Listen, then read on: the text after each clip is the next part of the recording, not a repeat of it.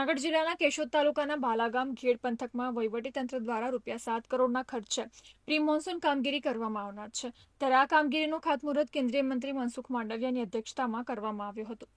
ઓઝત ઉબેણ સહિત અનેક નદીઓ સાંકડી બનતા ઠેર ઠેર ચોમાસાના પાણી ભરાતા લોકોને હાલાકી ભોગવવી પડે છે।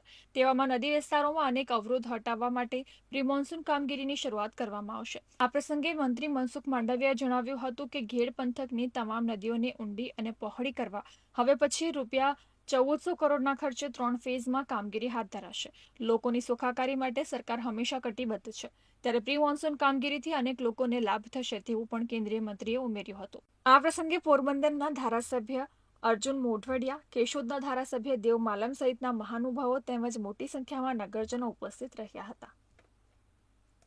પાણી ભરાવાની સમસ્યાઓમાંથી મુક્તિ મળે એને લઈને વિધાનસભાઓમાં પણ રજૂઆત કરી અને એનું સુખદ પરિણામ એ આવ્યું છે કે હવે આ ઘેડ પંથક માટે ઘેડ પંથકના પાણીના નિકાલ માટે 1400 કરોડ રૂપિયાના ખર્ચ સાથેનો એક માસ્ટર પ્લાન બન્યો છે।